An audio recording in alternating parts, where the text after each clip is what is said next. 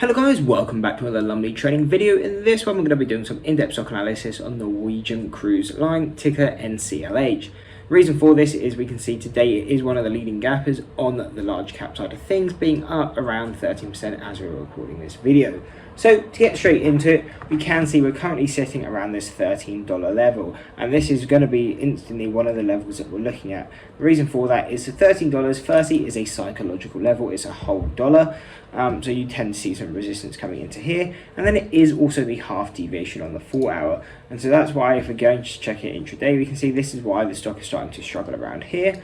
And really what we want to see is it break above this $13, so maybe $13.25, $13.50, whatever it is, come back to this $13 level, and as long as buying pressure comes into it, meaning it holds a level and breaks into a new high, then we would expect an overall push to that next strong level. And where would that be? Really, that we would be looking for the statistical mean of around $15 to around 50 or $14.75 to around $15.75. So really, if it can hold this level, that does provide relatively strong upside, as that is already about a 13% move from where it is. So that would be kind of the first key levels what we're looking at, and these would be more considered day trades because they probably happen quite quickly. Now, if the stock continues even further up, then we're going to have targets of around $18.75 and $20. And again, these are going to be levels where if you're holding the stock long, we're looking to lock in profits coming into these levels because we do expect pullbacks, and we'd be a lot less uncertain if the stock can break through this level. However, if it does end up breaking through this level, what are going to be our next lines of resistance? That's going to be $22.75 and $24.25. And again, these are going to be key levels because if you're long, these are definitely areas to be locking in profits, moving our stops, but also key levels as they are coming into the second deviations. And what this does mean is we are starting to become a bit overbought, at least on a technical standpoint. So if you were looking to short Norwegian cruises, this is a level we would start looking to do it at. Now, if it continues pushing, we're going to be looking at $26.50 and $28.50. Again, these are a lot more extreme movements. It will be quite unlikely to see Norwegian cruise here, at least in the short term. But if it did come to this level, again, if we were long, we would really be looking to be out completely and at least moving our stops. But really, this is where we'd start to look to build the bulk of our short view on it. If we're looking to short the stock, this is where we do the bulk of our position, just because we don't expect stocks to go through their third deviation, especially on large cap stocks, because there's a lot more institutional buyers than sellers. So, for example, if stocks become very overbought, then that's usually a key sign for a more institutional trader to come in and short, because they can do it on big size and will hopefully push down the market or the shares with it.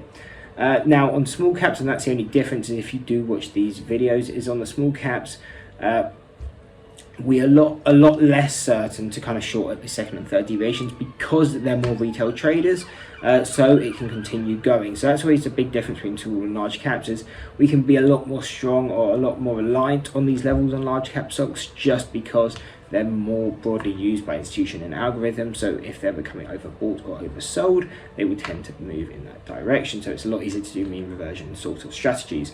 Anyway, if it does continue through this level, we're going to be looking at around $30.50 and $32.75, as those are going to be our fourth deviations. And really, we could never see the stock, or don't say never, but we'd be very unlikely to see the stock go through this level. So if we were looking to short, we would be looking to do it at this level, and if we were long, again, I mean, we shouldn't really be long at this level, but if we were, this is where we'd look to be completely out. Now, let's take it down and see if Norwegian cruise ends up selling off, which again, in this kind of market is very possible. Yes, we've had a few good days in the market, but this could just be a relief bounce. We don't know if this is the overall end of the downward cycle. So if we end up pushing down, what are going to be key levels? So around $11.75 and $11 dead on are going to be our key levels, because they're the first deviations on the 4 hour and the daily. So coming into these levels, we would expect some sort of buying pressure, and we can see that's what happened originally when Norwegian cruise came into this level.